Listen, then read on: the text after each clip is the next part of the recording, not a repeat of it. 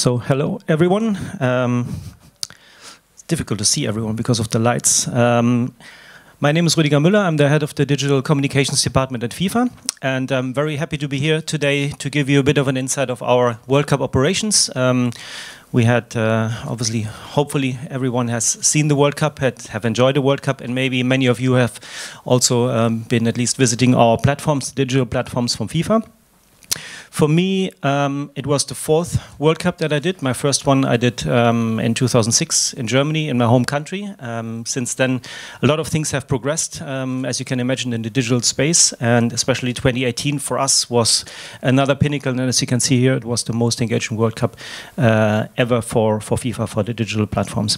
So today, we give a little bit of an insight, or I give a little bit of an insight of what we did during the World Cup. But to start with, and why we put this message here, the most engaging World Cup ever, I just wanted to share some numbers with you to just give you the magnitude of actually what we have achieved during the World Cup. Very small line on the top. We were, very humbly speaking, the #1 destination for World Cup content throughout the World Cup on all the platforms. We had 7.5 billion engagements on all of our FIFA digital platforms. We had 1.5 billion video views of all of our platforms, everything created around the World Cup. All the videos we created were posted on our platforms. 383 million fans engaged only on Facebook.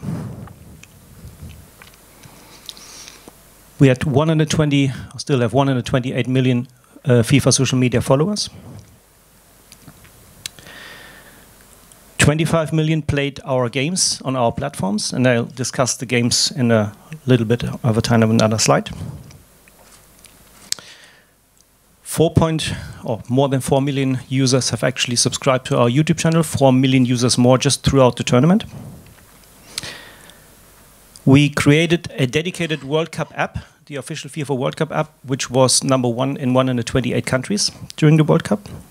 And last but not least, our website was #1 football website during the World Cup. So quite a success story. I just wanted to start with a couple of numbers so you see the magnitude and also the success we had. But now, going from here, we'd like to share a little bit of an insight of how we actually did this and how we became so successful during the World Cup. First and foremost, we based our work on 4 principles. We wanted to inform, we want to entertain, we want to connect, but also support. So we also want to support the users on our platforms. And if we start with the first one, I'll have a picture for you and maybe just a question. Does anyone have an idea what this is? Eric, you don't count, you know what it is. No, this is our digital newsroom. It looks, it's in the center heartbeat of Moscow, a very old building where we have been situated, where our core operations were based throughout the World Cup for 6 weeks. Everything that we've done was coordinated and managed from this World Cup war room. And I give you a bit of an insight of how that worked. Again, that's the Moscow headquarters. From here, we had all the essential areas collated in one room. So we had the overall coordination, social media. We had one colleague from vKontakte. vKontakte is the Russian, the Russian platform, the social media platform, which was very popular during the World Cup. He was within our office for the whole period. We had colleagues from Facebook, Twitter coming in and out during the World Cup. We had our web, mobile, and app teams, the technology team as well to support us, and most importantly, obviously, the content production team, including the multimedia editors, photo coordination, graphic designers, and also a live statisticians team that help us do the games going forward. The World Cup for us as FIFA, and it might sound strange to some of you, was the first cross-divisional approach and a cross-divisional success. We have one part which is called digital marketing, which belongs to the commercial arm, worked closely with us within our office, having basically the coordination with the sponsors, the sponsor activations, making sure that everything that we do and the sponsor wants are actually aligned. We had a team of business intelligence analysts that gave us a day-to-day input of what we are doing, how the content is performing, how well we are doing, and what we need to improve on a day-to-day basis. In addition to that, we had I would call it a huge pipe to the IBC. IBC is the International Broadcast Center, where FIFA had its offices to produce the TV footage for basically for the whole tournament. We don't touch any live footage. We don't have the rights to use live footage, but all the other footage that's created by FIFA has been created centrally in the IBC. And we had a direct link from there for all the content that they created for all the platforms, whatever platforms we used for. And maybe most importantly, on the ground, where we create the content, we had 32 team reporters. One of the team, or each team reporter was always attached to a team. So he was traveling with the team, he was with the team, he was day in, day out, following the team, creating the content from on the ground. Plus the editors in each of the stadiums and in each of the venues, creating content from there. And then we have a cooperation with Getty Images to produce the official World Cup photography. So all these people have worked together to create all the images from all around Russia to be centrally coordinated in the Moscow headquarters. If we speak about the team reporters, again, it was novelty for us as FIFA. We have, in the past, let's say, look 4 years back, we have always reported, or we talked about things from FIFA. So it was an official publication. It was more like an official sound, an official tone of voice. We changed that completely for the World Cup. So we gave them not only a face, we gave them a name, or they have a name. They've been personalized. It's a more human touch, a different tone of voice, and a different approach that we had many times before, which was super successful from our point of view. Plus, in addition, it gave us a lot of opportunities to transport our message actually in much more languages that we used to have. We used to have 6 languages, standard FIFA languages, plus Arabic and Russian. At this time, we had much more that we reported in. That doesn't work.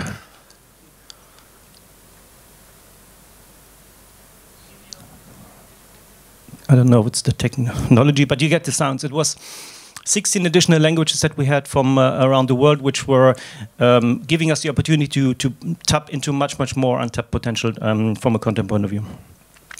The second cooperation I mentioned was Getty Images, and here the approach was similar. We wanted to go away from the official organization, straight approach. We wanted to do a bit of a lifestyle approach when it comes to the pictures and the technology. Technology-wise, we've been able to have speed delivery, so whenever a goal was scored, within 30 seconds you had the picture on our website and our outlets. From a style point of view, Getty Images delivered a much different style than we used to have, and I have a couple of images to showcase that to you to have an idea of what we're talking about. We used a lot the collaboration with the teams on the team arrival meetings. I have another video for you as well, but just to give you an image that on insight that we wanted to do a complete different approach than what we did before, more fan-centric, more different tone of voice approach.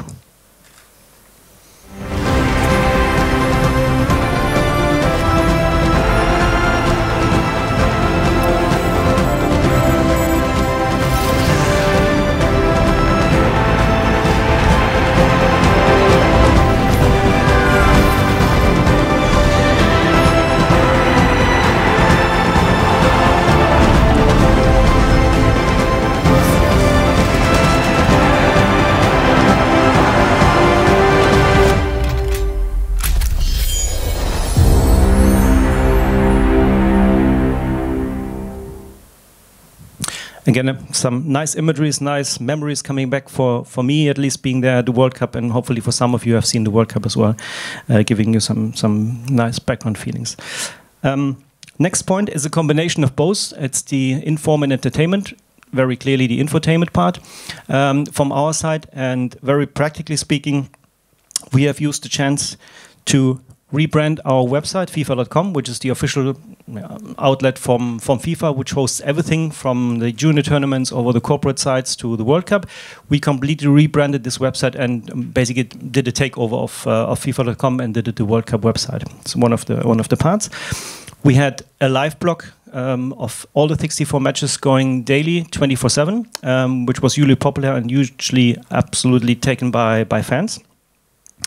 In addition, we created a new tile, which we call the visual story.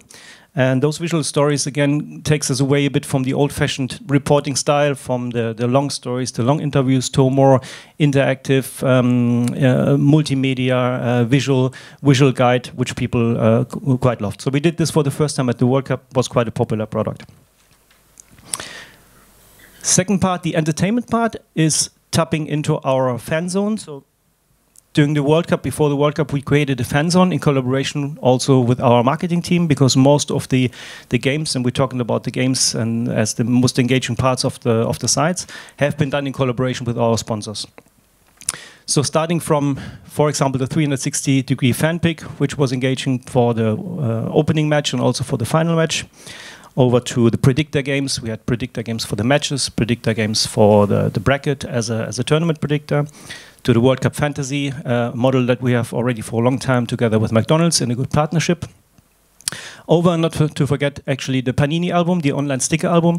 Alone the online sticker album, if you you've seen the number before, 25 million have been engaged on our games. Only the sticker album had 6 million players actually doing the online swapping during the tournament, before the tournament and during the tournament. Hugely popular. These things are very highly engaging on our platforms. And this one together with Coca-Cola. Now, talking about the Connect part, and for the ones who have maybe read the agenda, I was supposed to be here together with a colleague of mine, Alex Stone. He is our head of social media. He's the mastermind of all the social media channels, and he would have been very perfect to explain exactly into detail what we did. Unfortunately, he couldn't come today, but I'm giving an oversight and an insight of what we did social media-wise, because for us it was quite a huge and unique setup that we did at the World Cup this time. If we look 4 years back, we had a Facebook page. We had Twitter launched about 2 weeks before the tournament kicked off in Brazil. This time it was completely different. We had a plan. We had good collaboration with the platforms, and we had a matrix to what we actually want to do on each of the platforms. So we used Facebook for global and local posts. We used Twitter for real-time reaction. We used Instagram for the best and most beautiful pictures. You've seen some of them from Getty actually delivered before. Vkontakte, again, the platform that is popular in Russia. We used it for most of the content created to the host country, and especially 50% of the ticket holders came from Russia. So we could target them directly and when there was issues, any updates that we need to get across them. And YouTube, obviously, as the video hub from our side. So all of the platform, each of the platform had a special purpose, and for us it was a main target to actually deliver this purpose for each of the platforms. Sorry. Kroos will go for it and score! An inspirational moment from Toni Kroos. Well, when they're down, when they are tested, they find a way to win. Sorry that the video doesn't work, but you could guess it was one of only 2 goals that the German national team scored during the World Cup. So you can imagine that I'm not very happy about that as a German. But no matter what I wanted to say is that video, it's not a secret. You all know this. Video have been hugely popular for us, and it's a necessity in 2018 to use video across all the platforms. What's the most important thing to mention from my point of view, or from our point of view, is that for the first time ever at the World Cup, we were actually able to use video on the social platforms. We weren't able to do that before because of rights restriction, because of many things that we could not actually post the videos on our platforms. This has proven it worked. We were very much closely working with our TV colleagues to be able to create a lot of content which is dedicated to the platforms, not touching obviously the match footage which is outside our remit that we can touch. We have an allocation of 2 minutes per each match that we can use from. All the rest is for the media right licensee. So basically creating a matrix of what we can actually use in order to be able to actually serve the fans and build them a better product. Another thing which has been another first time for us at the World Cup, we have worked very intensely with our colleagues to create resources actually for the graphic design. This has proven a massive success for us. We had a graphic designs team who worked throughout the games on a live basis day to day to create instant live designs from the matches, which are usually picked up and shared worldwide. This example, you see the Japanese team. They are normally not that engaged on our platforms. They're, I would say, a rather quiet audience. This has been completely different during the World Cup. So for us, again, talking about also the colleagues from business intelligence, taking the insights to the World Cup, making sure that you can adapt, and also make sure that you can adapt the content for the successful pass in that regard. I look at Javier. You like this slide, I guess? No, this one is a very good example. In your teams, whenever you work in digital content, sponsored content is always a huge debate. And we have achieved, I think, a good collaboration together with our marketing colleagues and the sponsors to create products which are not only sponsor-focused, but also make sense for the fan. Because if you don't get the fan on board and if you don't engage the fan, then the product itself doesn't work. This one is an example for the man of the match, which was sponsored by Budweiser, and it's an Instagram post actually announcing the man of the match. Those things, as you can see, are hugely popular, almost 1 million likes just for one post. And those sponsor posts have been used as a meaningful way for people actually to share their views on our sites. So again, sponsors post is something which, if you do it right, if you plan it right, it's a very successful thing that you can use for content operations. Another showcase for, again, it's another showcase where we work together with teams. It's the access to behind the scenes. So we are in a lucky position that we as an organizer have access to behind the scenes, be it from a film or also from a photo point of view. This picture has been taken at a shot at the team arrival meetings, where we usually meet the teams for the first time when they enter the country. We do pictures with them, we do the official accreditation pictures, we do filming for the giant screen. And we use the opportunity to create something, at least this time, something a bit more loose, a bit more funny, a bit more stylish to actually create a different style on our platforms. The players love it, the teams love it, the fans love it. It's a win-win situation for everyone. So from our point of view, and this has the Iranian team actually showcasing, and you see again 1.2 million views just for one picture, has showcased again that one area. In that case, it's the Iranian team where, as you might know, the government has blocked most of the social platforms besides Instagram. They love Instagram. The Iranian used it quite a lot. So for us, it's quite a successful win-win story to work on that together with them. I have a quick video, but I fear that it doesn't work. So I'm just trying to play it. No, it works.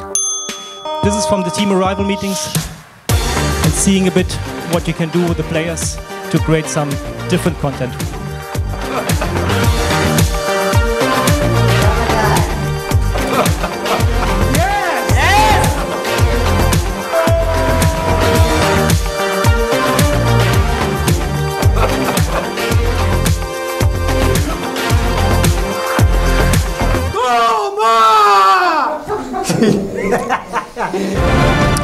So you see, it looks very loose, it looks fun, it looks passionate, but the work that you put behind is massive. And if you don't organize it in a proper way, you won't get the same results. So you need to put a lot of work and operation and organization in it to make sure that you get the results that you actually achieve and get the team's buy-in as well. I have one more thing from the social media side, and that's talking about the fan movement. The fan movement is, we always want to put the fan in the center. That's our core idea, and also the core during the World Cup. So far, we haven't been able to do a similar kind of approach due to resources or maybe due to cost. This time it was different. We had a buy-in from our commercial department and also a good agency working together with us to create what we have called the fan movement, where people could actually send their content from wherever they are to showcase or to basically be part of the fan movement operations. And for us, this was a massive success as well. A lot of user-generated content. Quality, as you might guess, is not always the best, but the emotions that you want to transfer, and the World Cup is all about emotions. The emotions that you want to transfer, I think you can really see easily in those kind of clips.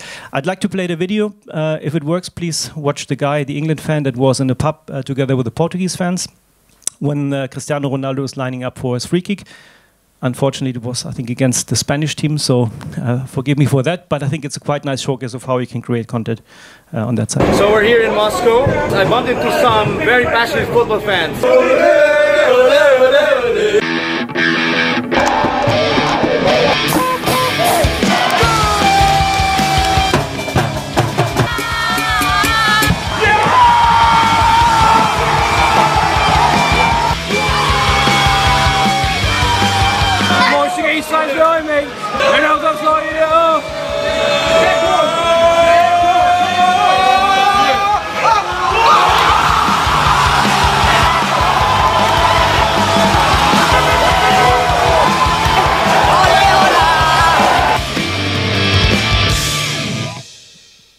again, great way to transport emotions from all corners of the world, which we obviously, as the World Cup organizer, are happy to share with everyone. From a very video, multimedia angle to a it looks like a very boring post, but from our point of view, this is actually spot on, and it's what people expect from us. We had always a discussion about FIFA is too boring, the tone of voice is too boring, it's not fan-oriented. And one of the colleague from vContacte actually came in one day and said, well, if I read you sometimes, long ago, we changed that, if I read you sometimes, it looks like you're riding with your Hugo Boss suit on and the tie on, get your tie off, put the shorts on, put the shirt on, and ride with your heart and with your emotions, because that's what fans like. This has no pictures, this has no video, this has no graphics, it's just a plain spot, but it's speaking from a fan to a fan. And again, look at the numbers. This is the thing, when it comes to the right time, it's perfectly made for sharing and also for engaging people with the World Cup. And from our point of view, again, changing your tone of voice is a massive need that we want to also take forward. One of the last thing, it's the, I don't know if you heard this during the World Cup, it's the stadium DJ. We ask fans to basically decide what kind of song they want to play in the stadium. So it was a poll on Twitter, as you can see. And this poll had seen 3.3 million votes and became the number 39 best ever retweets in the Twitter history. So it's hugely popular. For us, it was the best ever retweet ever for FIFA. But in Twitter's history, it was the number. It became in the top 40 of the top retweeted posts. So it's hugely popular. So you see, music and football work very well. Engagement work very well if you put the right things on and if you ask the people to take their vote and participation. If you haven't heard it, that's the Stadium DJ song.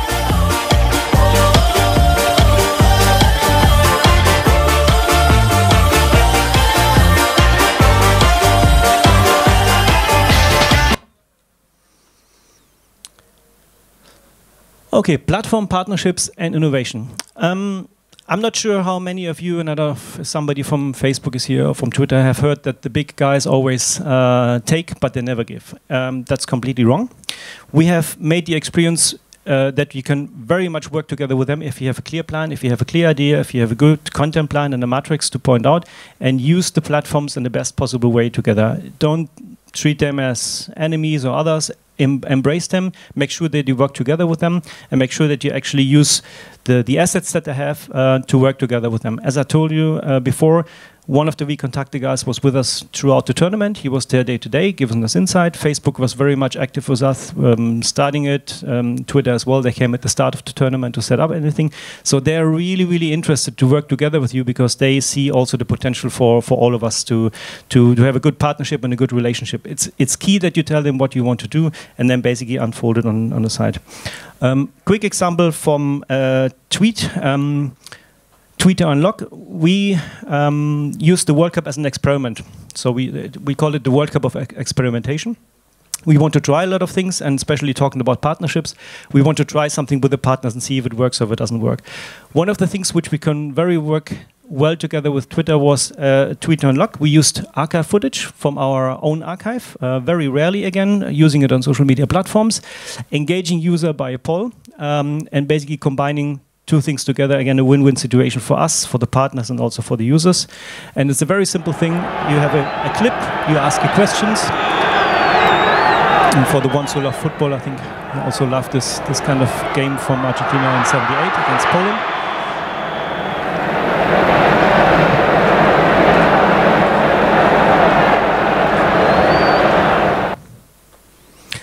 So very simply done, using archive footage, engaging people, and we've done this a lot during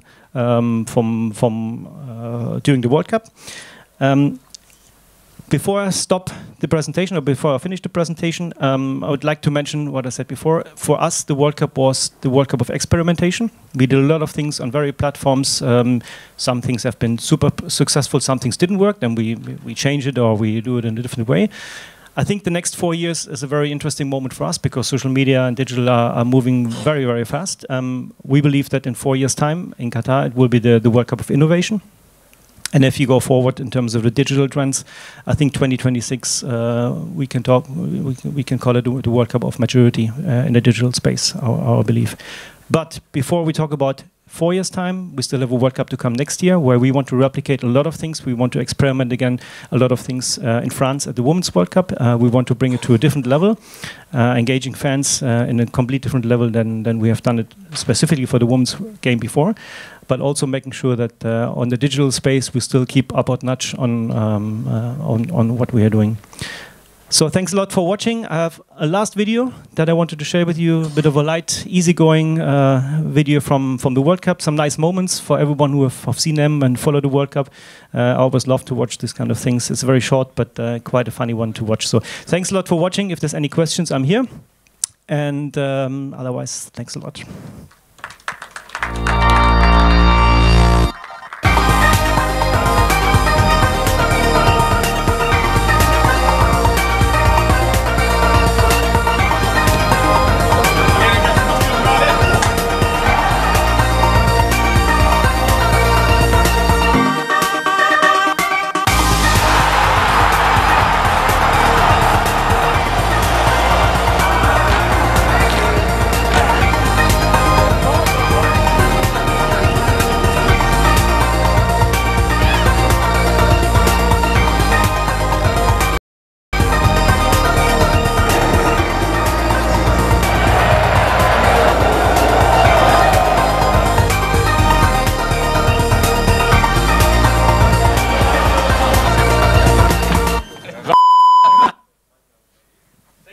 Thank you.